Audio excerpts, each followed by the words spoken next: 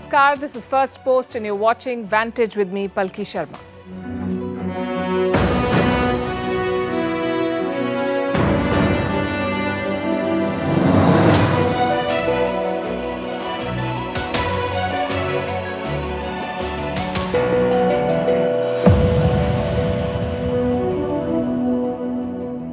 Cases of Wuhan virus are rising in India. Masks and advisories are making a comeback.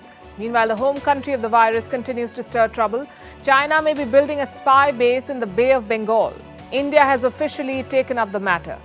On the Himalayan border, there's no easing of tensions, but India has a new trump card. The Americans are sharing real-time intelligence to preempt Chinese provocations. Beijing is mighty upset about this. Tonight, we'll bring you the details about this intel sharing between India and America and also look at history. They weren't always partners. There was a time when the US backed China against India. We'll discuss that. In Israel, another protest rally has thrown up fresh problems for Prime Minister Benjamin Netanyahu. In South Korea, Google has been fined a hefty $32 million. And a new study shows how swimming pools for the rich are worsening the water crisis. The headlines first. Myanmar's military carries out airstrikes, killing dozens of people. A central town known for its opposition to the coup has been targeted. It's one of the worst attacks since the military seized control 2 years ago. Britain braces for unprecedented disruption to its health service. Junior doctors across the UK are on a 4-day strike over pay. More than 250,000 appointments and operations are likely to be postponed. Even artificial intelligence cannot escape China's scrutiny, it seems. All new AI products developed in China will undergo a quote-unquote security assessment. Beijing says AI-generated content must reflect socialist values and conform to state power. Punching Pooh patriotic badges are a big hit in Taiwan. It shows a Taiwanese black bear punching Winnie the Pooh in the face. Taiwan's Air Force pilots are also wearing these badges, which are a dig at President Xi. And a former CEO is suing Twitter over unpaid legal fees. Parag Agarwal, along with 2 other ousted executives, are suing the microblogging site. They're seeking compensation of over $1 million in legal expenses. All 3 of them were fired by Elon Musk.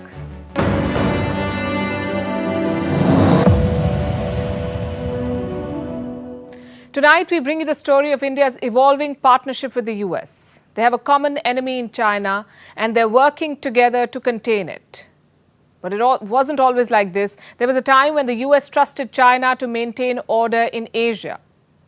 The US saw China as the regional power and partner, and India as a country that must be kept in check.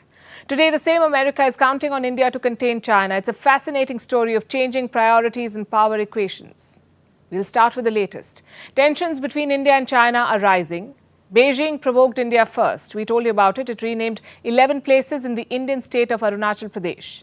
India responded by sending Home Minister Amit Shah to the same state.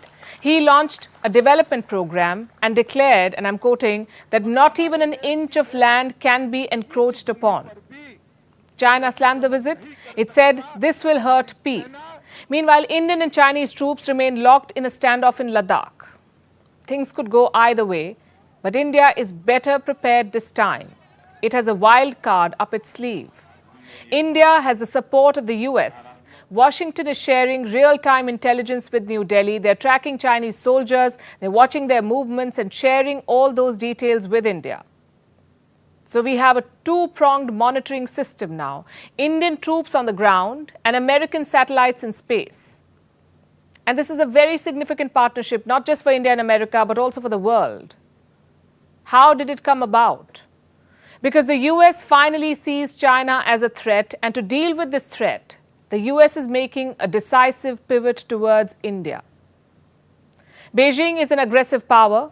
It must be contained. But the US cannot do it without the support of regional heavyweights like India. So this is a partnership that suits both sides. The Americans are sharing intel with India. This includes satellite imagery. It maps out Chinese positions on the border. And this is all actionable intelligence. It's not a mere listing of possibilities. India can use these inputs and counter Chinese movements. This effort began in 2020, almost 3 years back. India and the US signed a pact. It's called the Basic Exchange and Cooperation Agreement for Geospatial Intelligence. I know it sounds complicated, but it is quite simple. It's about geospatial intelligence. It basically means intelligence about human activity on Earth gathered from space. So you gather images or signals or pictures from satellites to piece together what's happening at a particular location on Earth. And these are the kind of inputs that the US is sharing with India. The first indication of this came last month. A news report said that China tried to launch an incursion and the US was able to warn India in advance.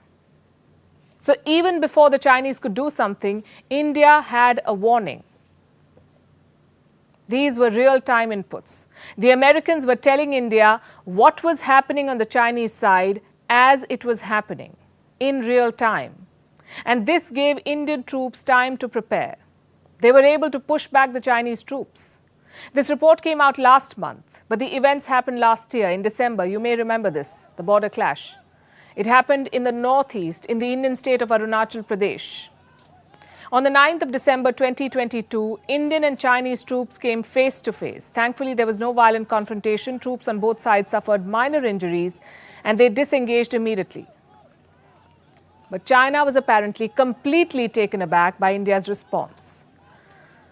Reports say the strong defense by India, and I'm quoting, the strong defense by India caught Chinese armed forces off guard and enraged Beijing. US officials were asked about this report, about them helping India. They refused to confirm or deny.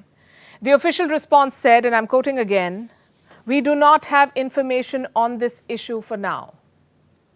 Then the White House was asked about the same report. John Kirby issued a statement. John Kirby is a spokesperson for the White House National Security Council. He said, and I quote, "No, I cannot confirm that." So the same answer from both. We do not have confirmation, we cannot confirm it. Do you know why this is interesting? Because this is not a denial. And India is speaking in the same language, which makes complete sense because for intelligence sharing to be effective, it needs to be a secret affair. You need what they call plausible deniability. So that's how America and India are playing it. But it wasn't always like this. For the longest time, the US worked with India's rivals. In the Cold War years, America saw Pakistan as a useful partner/vassal state. Pakistan served as the middleman for the US-China détente. And in return, Pakistan was rewarded with military support. This was the great plan of President Richard Nixon and Henry Kissinger. They engineered the US opening to China with the help of Pakistan.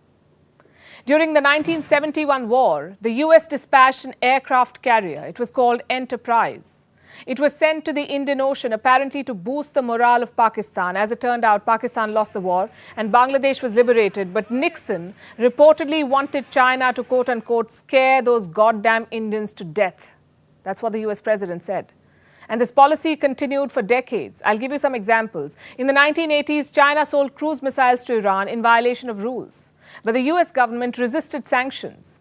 It said the shipment was not large enough. China also sold missiles to Pakistan. But America did not act, saying the missiles were still in boxes and no one knew what was inside them. At the same time, the Americans kept sanctioning India for developing its space program. China was given a free pass to sell dangerous weapons and technology because all that America could see was its own commercial interests. And even now, it is US commercial interests that are driving a lot of its China policy. America supports India because it needs India's support in return. And India is working with the US because it suits India's interests. This is how geopolitics works. And for India, the China challenge goes beyond its borders. Our next story is from Myanmar, from the Coco Islands in the Bay of Bengal. They're close to India's Andaman and Nicobar Islands. The Coco Islands belong to Myanmar, and these islands are strategically located. Reports say China is trying to militarize them. Apparently, construction activity has already begun. There are satellite images. They show 2 new hangars on the Coco Islands. There is also a new causeway, an accommodation block, a runway, and a radar station. So is this a new spy base for the Chinese? It's hard to confirm right now, but Myanmar's close ties with China have raised suspicions. Some disturbing claims have been made. They say a surveillance post is being built on these islands and that China is providing assistance for this. Again, we cannot independently verify this, but we can tell you that the government of India has confronted Myanmar about this. Indian officials have spoken to Myanmar's military junta. They've shared the satellite images and they've sought an explanation. And what was Myanmar's response? They have denied any Chinese involvement. Myanmar has dismissed India's concerns. One of their major generals has called the reports absurd. In fact, I have a statement. This is what it says, and I'm quoting. The Indian government already knows perfectly well that only Myanmar security forces are based there and they're doing defense activities for their own country. China has reacted too. It has called these reports sheer nonsense. But New Delhi is not buying any of it. India's External Affairs Ministry has issued a statement. It said India would take necessary measures to safeguard its interests. So no confirmation, but enough to suggest that there is a problem. As they say, there is no smoke without fire, and India has good reason to be concerned about this. A spy base at Coco Islands would be a challenge for India. A Chinese spy base at Coco Islands would be a security nightmare for India. It will give China a vantage point. They'll be able to monitor communications from naval bases nearby and even track missile tests in the neighborhood. And these fears are not new. They were first raised in the 1990s. That's when Myanmar allowed a Chinese facility on the archipelago. In the years that followed, China did not do very much here. There was no construction on the Coco Islands, but now that may be changing. Because Myanmar too has been changing. 2 years back, the military junta seized power in a coup. And since then, Myanmar's economy has been a complete mess. Economic growth has quote-unquote severely diminished. Not my words. This is the assessment of the World Bank. It came out last month. The World Bank says widespread violence, worsening power shortages and policy failures will continue to disrupt Myanmar's economy. So the most obvious question is this. Where is Myanmar getting the money for the upgrades at Coco Islands? Is China funding this construction? It is Myanmar's largest trading partner, and it is known to use this leverage to gain strategic advantage from countries. Remember, China took away an entire port from Sri Lanka. Is China getting access to Coco Islands in return for keeping the generals afloat? We'll wait for more concrete details to emerge before answering that question. But here's what you should know. India is not out of the picture. While India supports democracy, it has not joined the West in shunning Myanmar. It has continued to engage with the generals. It maintains both diplomatic and military ties, including a relationship with Min Aung Hlaing. He's the current military chief of Myanmar, also the man who runs the country right now. India is talking to him, and despite the unrest, India is involved in development and infra projects in Myanmar. The idea is to keep a foothold and to not give a free run to the Chinese. But will a spy base at Coco Islands change all of that? How will it influence India's future engagement with the junta? Guess we'll have to wait and see. And we aren't done with islands yet, or China for that matter. The US is poking the dragon.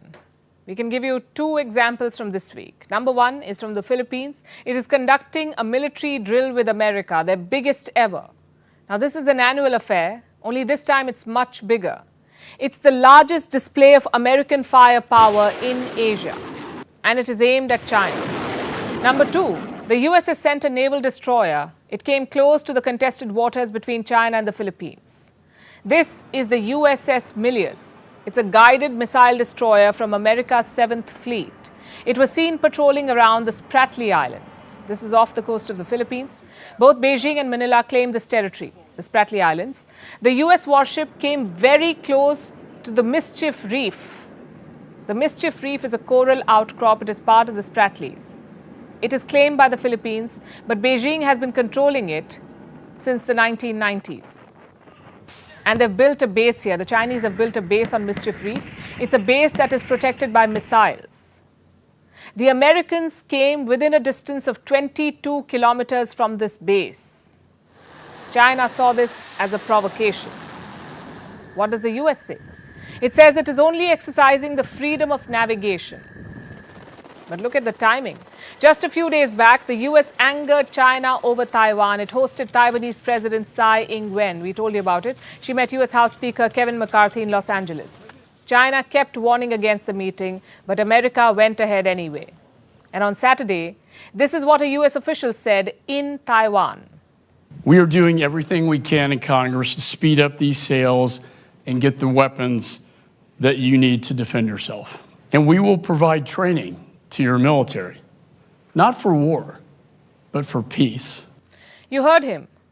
Training a military not for war, but for peace. Typical twisted American logic. They're applying it with the Philippines as well. The Balikatan 2023 is the 38th and largest ever iteration of this exercise, with roughly about 17,700 troops from the AFP, US forces, and Australian Defence Forces. It builds interoperability, enhances capabilities, and demonstrates mutual defense of the Philippine sovereign territory, and promote peace and security in the region. Defense in the Indo-Pacific, protecting Taiwan from a potential invasion, reining in an aggressive China. These are all important geopolitical goals. But let's not kid ourselves and say all of this is for peace. These are essentially power games. A protester in the Philippines who is opposed to these drills described their purpose in a clearer manner. Clearly, the war games are intended to project U.S. power in Asia. It's not intended to defend the Philippines. It's not intended to help the Philippines modernize. It's really intended to showcase U.S. power, and it is a preparation for war. So what happens after war games is that the U.S. is contemplating that the conflict will escalate. And now that we have more EDCA sites or forward operating bases, the Philippines will eventually be dragged into that kind of conflict, which is not necessarily in our interest, as I said. The US has been building up its bases in the Philippines. In February, it got access to 4 additional bases. So now they have a total of 9 military bases in the Philippines. The Americans have 9 bases. 3 of these new ones are in the northern island of Luzon. This is very close to Taiwan. It's the closest bit of land to Taiwan that is not a part of China. And one of the new US bases faces Taiwan. Another one faces the Spratly Islands. These bases are a win-win for both Manila and Washington. Let me explain. First, how do they help the Philippines? This is a territorial dispute with China, this region. The Spratly Islands. They fall in the exclusive economic zone of the Philippines, but China claims them. So having US troops around helps the Philippines. They can keep China at bay. And what's in it for America? A military base within striking range of China. That's what the US gets. So it makes sense for both sides. The Chinese, of course, are not too thrilled about it. The facts are very clear. Out of self-interest, the US maintains a zero-sum mentality and continues to strengthen its military deployment in the region. The result will inevitably be increased military tension and endangering regional peace and stability. Countries in the region should think deeply about what is appropriate and what is mutually beneficial. Beijing has been racking up enemies due to its aggressive posture. It is fighting neighbors to grab their land. India knows this. So do Japan, the Philippines, and Vietnam. And the US is taking advantage of these tensions. It is forming a ring of bases to hem China in. America is making allies, conducting drills, and flexing its naval muscle around Beijing's turf. Why? Because the US views China as the greatest threat to its world power status. It wants to limit China's influence. And why are China's neighbors going along with America's power projection? Because China is a regional bully. And some Asian nations think standing with a bigger bully is the best solution to keep the dragon in check. Now let's look at the most urgent domestic US problem, gun terror. Again, it happened yesterday. This time it was a 25-year-old bank employee. He took an assault-style rifle to work and went on a rampage. He killed 5 of his colleagues. Then he was gunned down by the police. And it gets worse. The attacker live streamed his assault on Instagram. 9 people, including a 26-year-old police officer, have been injured. And this is a young officer. He just graduated from a police academy on the 31st of March. He was shot in the head. His condition is said to be critical. This is what the police and a witness said about the attack. At 8:38, there's a report of shots fired at Old National Bank. Officers were on scene within 3 minutes. The suspect shot at officers. We then returned fire and stopped that threat. The suspect is deceased. This is the only time that I will mention the suspect named in this case. The suspect has been identified as Connor Sturgeon, white male, 23 years of age, who was employed at Old National Bank. His weapon of choice was the rifle.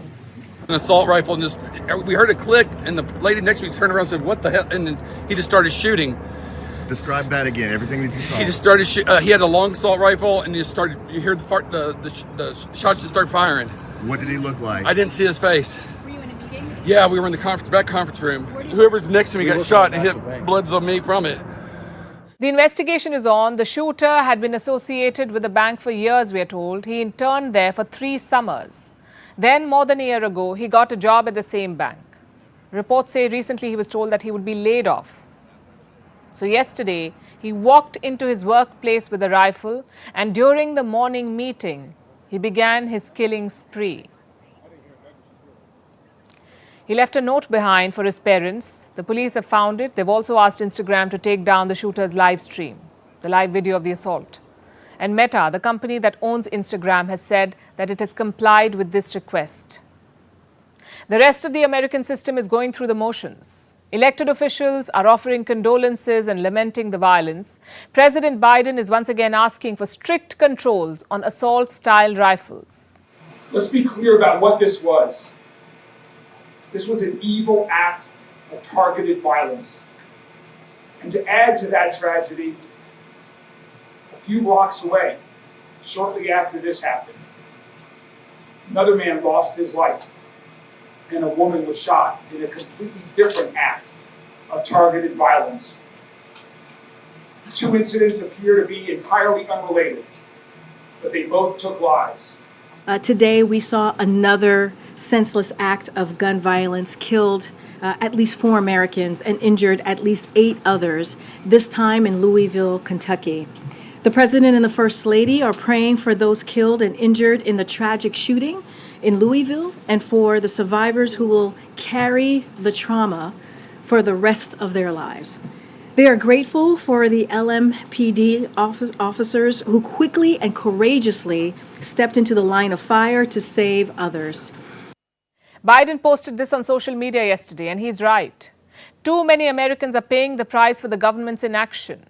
U.S. gun terror has claimed almost 5,000 lives just this year. 5,000 lives lost in the first 3 months of this year. Here's more data. In 2023 alone, there have been 146 mass shootings in America. A mass shooting is where 4 or more people have been killed. America has seen 146 such shootings in the first 3 months of this year. 14 incidents have been designated as mass murders. More than 4,900 people have been killed. More than 8,800 have been injured. And this is just the first 100 days of this year. 2 weeks ago, we told you about the mass shooting in a school in Tennessee.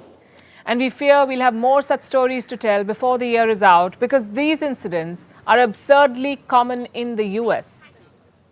And whether for personal gain or at the behest of the gun lobby, politicians are not acting against US gun terror. On to West Asia now, where Prime Minister Netanyahu's grip on power is still being tested. The Israeli Prime Minister is stumbling from one problem to the next. Last night, he diffused a crisis with his defense minister. But today, Netanyahu was confronted with a new problem. His cabinet seems to have rebelled against him. At least 7 ministers took to the streets. They led a mass rally. Thousands were part of this march, and cabinet ministers joined in. Do you know where the protest was held? In the West Bank. The crowd marched in the northern West Bank. It's a restive area. It has seen multiple incidents of violence in the recent past. The rally went up to a place called Eviatar. This is an unauthorized settlement outpost. It was evacuated by the previous Israeli government in 2021, so this is a really sensitive zone. What were the Israeli leaders doing here with their supporters? Apparently projecting strength. Those who are strong in the face of terror in Eviatar will be strong in the face of terror in Tel Aviv. This is our statement here. We must be strong in the face of terror, both in Eviatar and Tel Aviv. We call it the big Eviatar March in order to impose pressures on the government to fulfill its obligation to build this settlement. It has become a symbol for many more Eviatarim to follow. That's why the ministers took to the streets, and they're not the only ones who did it. At least 20 members of the Knesset took part in this march. Knesset is the Israeli parliament. These leaders went to back Israel's claim on the West Bank. It's an old dispute, among the oldest in the world, you could say. This is the West Bank. It's a chunk of land east of Israel. As of 2018, it was home to nearly 3 million Palestinians. But Palestinians do not control this land. Israel does. Since 1967. Israel has been controlling the West Bank since 1967. This was after the Six-Day War, a war in which Egypt, Syria and Jordan were also involved. Quite a miraculous win for Israel then. It routed all these Arab powers. They're all neighbors of Israel. It defeated all of them and took control of the West Bank. Then Israel allowed Jewish settlers to move in. So the region has always been a bit tense, but of late it's gone from bad to worse because Israel is telling Palestinians to move out. There have been reports of forced evictions. Palestinians have resisted. They want a separate state. They say the West Bank, Gaza and East Jerusalem should be combined to form the state of Palestine. Israel does not agree. There is tension and there's fighting. Israel has been conducting military raids in the West Bank. In the last 3 months, more than 90 Palestinians have died. Israel has suffered casualties too. Then last week, there were clashes in Jerusalem at the Al-Aqsa Mosque. One thing led to the other, and there were rocket attacks on Israel. Prime Minister Netanyahu does not want to be seen on the back foot. He's a hardliner, and he's had a difficult start to the year. He faced large-scale protests. He wanted to introduce judicial reforms. He basically wanted more power over the courts. The people of Israel protested, and how? Almost 500,000 were out on the streets in a country of 9 million. Israel's defense minister opposed the reform. Netanyahu fired him. Then he faced an even stronger backlash. So now he's reinstated the minister, ostensibly to not rock the boat when Israeli security is being challenged. Regarding the defense minister, Gallant, even in the last few days, we were working together and standing together around the clock on all fronts in the face of the security challenges. There were differences between us. I've decided to put our differences behind us. Gallant stays in his position. We will continue working together for the security of the Israeli nation. During the Passover festival, I am telling you, Israeli citizens, together we'll stand and together we'll succeed. So Netanyahu seems to have dodged a bullet. The move to reinstate the defense minister is a face saver. The prime minister's popularity has tanked after the fiasco. He's now fighting to hold on to his prime ministership. You see, Netanyahu rose back to power with support from Israel's extreme right leaders. In fact, experts have called this coalition Israel's most far-right, religiously conservative government in history. Now, those same hardliners were on the streets today in the West Bank, and they're demanding more anti-Palestinian policies. Will Prime Minister Netanyahu give in? His decision could have wide-ranging repercussions. Will he risk a conflict just to stay on in power? He does not have easy choices. Israel is dangerously close to another war. And now let's talk about what's happening in the world of tech. American big tech giant Google is in trouble, this time in South Korea. South Korea has fined Google $32 million because Google tried to eliminate a rival platform in South Korea. This fine is basically punishment for Google trying to establish a monopoly. And it's not limited to South Korea, this practice. Multiple countries have fined Google because it wants to be the only player in the business. Our next report tells you more. Google tried playing a game in South Korea. It thought it could kill competition and get away with it. But South Korea's antitrust regulator caught the American big tech giant red-handed. Now, Google has been asked to cough up $32 million. Here's why the tech behemoth is being fined. It's blocked the release of video games on a competitor's app store. Why? So that the games would exclusively be available on Google Play Store. South Korea's Fair Trade Commission has accused Google of a lot, but mostly for using its clout to derail the business of a rival company called One Store. Google reportedly asked major game companies like NCSoft Corp and Netmarble Corp to release their games only on Google Play. It offered many of these companies a quid pro quo arrangement. Companies release their games exclusively on Google's App Store. In turn, Google promotes their games. It also promised to provide necessary support abroad so that the games get traction in foreign markets too. This practice went on from 2016 to 2018. In 2018, South Korea's Fair Trade Commission launched a probe against Google. The probe has now culminated with the regulator asking Google to pay up $32 million. Google's actions obviously hit One Store hard. One Store was unable to attract new games. There was a drop in sales between 2016 and 2018. And in the same period, Google's revenue in South Korea jumped to more than $13.5 billion. Google has denied the allegations of wrongdoing.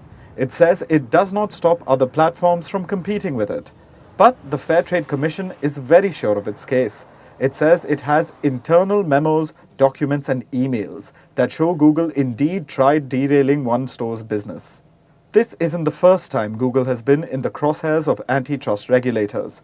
In fact, not even the first time in South Korea. Last year, Seoul imposed a $50 million fine on it. What for? For violating privacy laws and not informing users or obtaining their consent when collecting and analyzing behavioral information. In 2021, South Korea fined Google $177 million for abusing its dominance in the Android market. Google has faced a lot of heat in India too.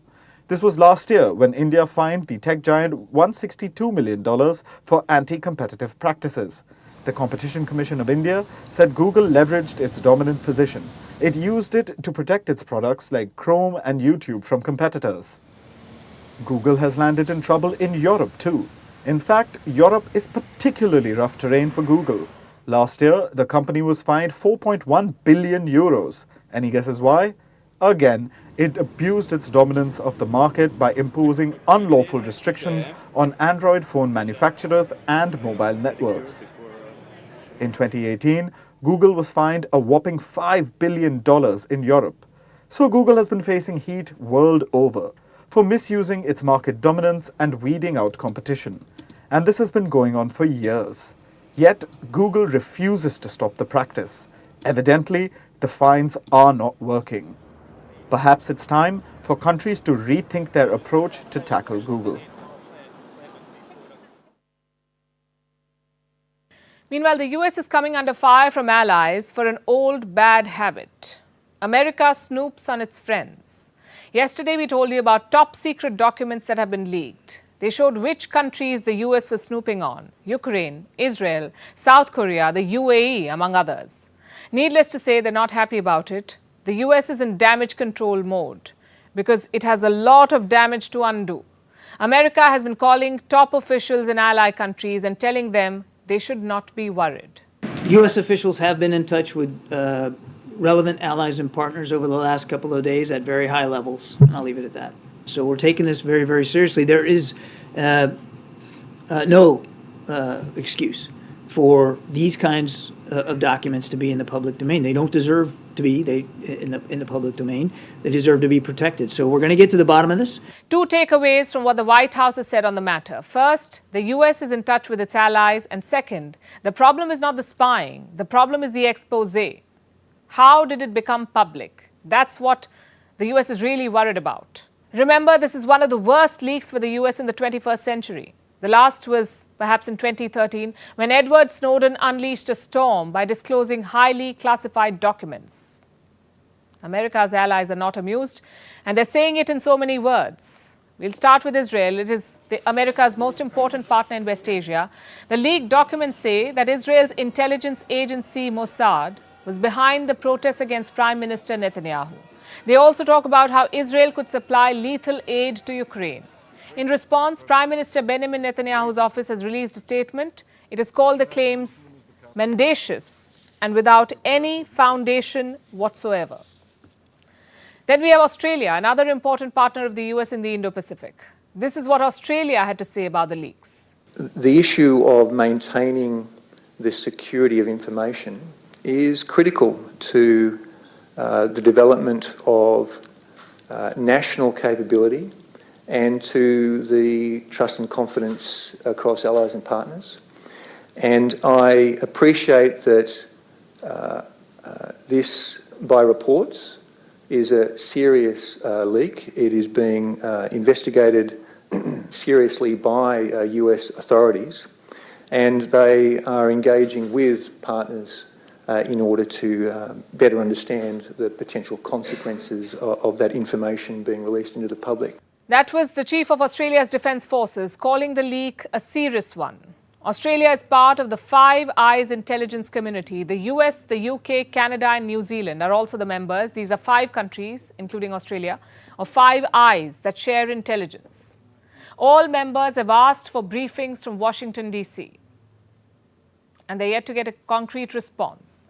At least 2 of these countries are very concerned. One of them said, and I'm quoting, "We expect the US to share a damage assessment with us in the coming days, but we cannot wait for their assessment. Right now, we are doing our own."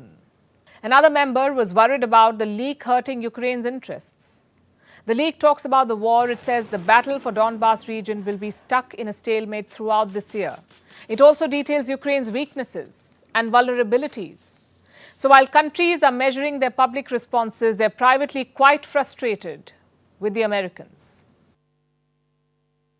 South Korea, though, is an outlier. It says the leak will strengthen the alliance between US and South Korea. It's a strange line to take. Listen to this. The 2 countries are an intelligence alliance.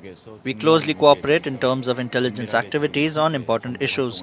Therefore, we intend to take this incident as an opportunity to strengthen our trust and cooperative system. South Korea also says the leaked US documents are largely fabricated. America itself does not agree. It says only some of the documents and not all may be fabricated. The opposition in South Korea is asking some serious questions. It has expressed strong regret over America's surveillance activities. Opposition leaders are calling it a clear violation of their national sovereignty. The US is in a position where it does not have answers to some very basic questions, questions which the UK, Germany, UAE and Ukraine and also the EU are asking. Like, how did these documents end up online? Who was responsible for this leak?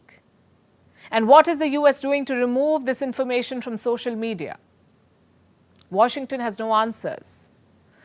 But here's what reports say. Apparently, the documents were first leaked on a platform called Discord, in a chat room which is very popular with gamers. You heard that right. Highly classified US intelligence documents first landed in a chat room full of gamers. Then they got picked up by the media. And this has been going on for weeks, apparently. Nobody in the American security apparatus got a whiff of what was happening until a week ago.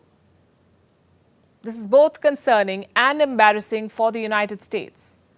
This is hardly the first time when they've been caught red-handed spying on friends and allies. The US also spied on at least 3 French presidents from 2006 to 2012. In 2013, the US was accused of spying on former German Chancellor Angela Merkel.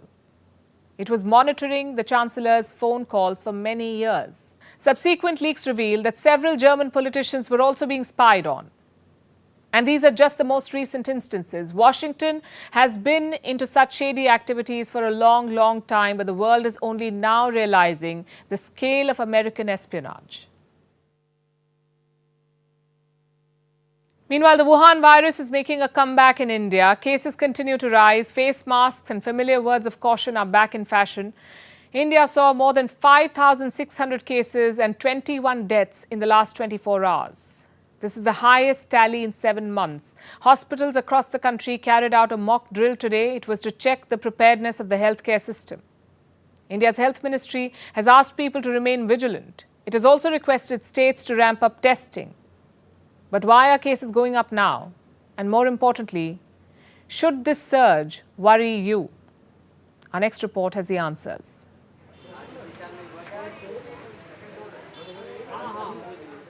The Wuhan virus is back in the news, and with that come the familiar terms: masks, sanitizing, social distancing.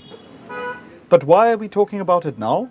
That's because India is seeing another spike in COVID cases. More than 5,600 cases and 21 deaths were reported in the last 24 hours. This is the highest tally in 7 months and a 79% rise in infections compared to last week. The total active cases in the country are at 37,093. Out of this, the southern state of Kerala alone has around 13,700 active cases. Maharashtra is second on the list, followed by Delhi. The number of cases started going up across India since last month. On March 1st, 240 fresh cases were reported. By April 11th, the figure ballooned to 5,600. While the rise in cases is being watched closely, officials say there's no reason to worry yet. They say most cases are mild and do not require hospitalization. India's Health Minister, Mansukh Mandavia, chaired a review meeting last week. This meeting was attended by health ministers of different states. The message was clear: stay alert and ramp up testing. A mock drill was held in several hospitals today. It was to check the preparedness in case cases go up further. As for the states, some have put restrictions in place, while some are adopting the wait-and-watch approach. Uttar Pradesh has instructed officials to screen international passengers at airports. Kerala and Haryana have made masks compulsory in public. Senior citizens and those with comorbidities have been asked to take extra precautions. But what explains the current rise? Some experts say it's due to the weather change and a rise in influenza cases. So this is the time of the year when the weather changes and we will see respiratory viral infections increasing. Both we have seen increase in influenza H3 and 2 and also increase in COVID cases, which is also a respiratory viral infection. As long as these viral infections are not causing a huge surge in hospital admissions and deaths, I think we just need to have a good surveillance program in place. But that's not all. There's a new variant in town as well. A new variant of the Wuhan virus. It was first detected in February this year. For context, 3 separate variants of the virus have driven infections in India in the past. These led to 3 different waves. In 2020, the Alpha variant was the dominant one. In 2021, it was the Delta variant. And in 2022, it was the Omicron variant. The latest variant is a subtype of Omicron. It's said to be more infectious and highly transmissible. The symptoms, however, largely remain the same: high fever, sore throat, severe headache, and body pain. Children, elderly, and those with comorbidities like heart problems have been advised to mask up when stepping out. That leaves us with vaccines, the most potent weapon against the virus. India undertook the world's largest vaccination drive in 2021. So far, more than 220 crore doses have been administered. Waning immunity from the vaccine is also said to have played a part in the spike. So should this spike in cases worry you? Yes and no. Yes, if you aren't taking precautions. What precautions? Masks, social distancing, and sanitizing. And no, if you are. After all, the virus is known to thrive on carelessness. Water, water everywhere, not a drop to drink. There's a good chance you heard this line before by Samuel Taylor Coleridge. If someone's talking about water scarcity, they will probably mention it. It's about time we also talked about it. Water scarcity refers to a situation where water demand exceeds its supply. You already know that water occupies 70% of the earth. But only about 3% of this is fresh water.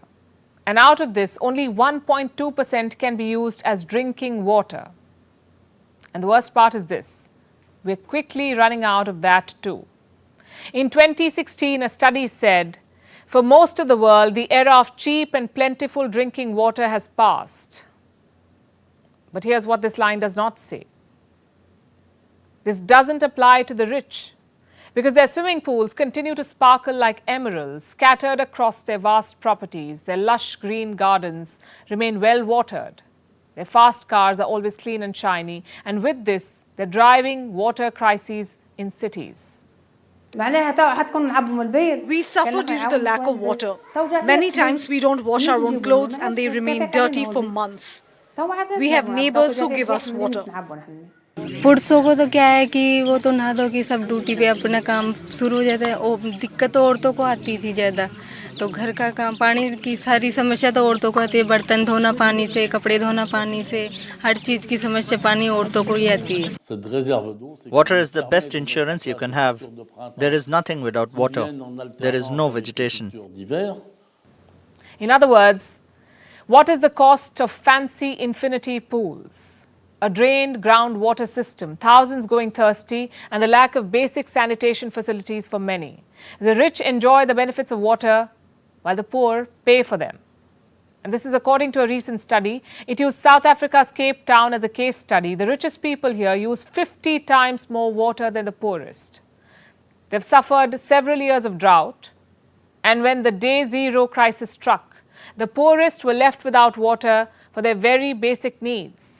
Day zero refers to the day when a city's taps run completely dry. In India, Day Zero famously claimed Chennai as a victim in 2019. But Cape Town is not a unique case. If we look back at data since 2000, the year 2000, 80 big cities have experienced similar circumstances, 80 cities, like extreme drought and water shortage. But it rarely touches the rich. This includes cities like Bengaluru, Barcelona, Miami, Melbourne, London, Sao Paulo, Beijing and Harare. So why is this happening? Because the rich and the poor use water very differently. Most of the water used by the wealthy is for non-basic needs. They also use starkly different quantities. Like in Cape Town, 14% of the city's richest used 51% of the water. The poorest used only 27%. But solutions looking to tackle water shortage often overlook this. They focus on ways to increase supply or prices of water. But the only way to protect water supply is probably to redistribute it more equally, because the situation is already dire. 2 billion people the world over do not have safe drinking water services. 3.6 billion people don't have proper sanitation services, and 2.3 billion lack basic hand washing facilities. And this crisis is going from bad to worse. Water inequality is growing. The rich are getting richer and the poor grow poorer. But ultimately, everyone will suffer the consequences, because climate change is looming large and the world population is growing. So while demand grows, predictions say it will outstrip supply by 40% in the year 2030. And 1 billion city dwellers will face water shortages in the near future. So what's the long and short of this story? When it comes to water, we have to stop going with the flow. We must change tack and, most of all, learn how to share. And now it's time for Vantage Shots, images that tell the story. We're starting with one of Russia's most active volcanoes. It erupted this morning, shooting a vast cloud of ash. Villages were smothered by volcanic dust. In South Korea, there have been wildfires. Hundreds of firefighters have been mobilized to contain them, but strong winds and dry weather are making matters worse. In Northern Ireland, a number of masked people attacked a police vehicle in Londonderry. They threw petrol bombs. This is ahead of US President Joe Biden's visit to Belfast. And finally, we'll take you back in history. What happened on the 11th of April? In 2003, US and Kurdish forces took Iraq's third city of Mosul. They did so without a fight. Images show them sealing victory in the north. We're leaving you with this. Thanks for watching. We'll see you tomorrow.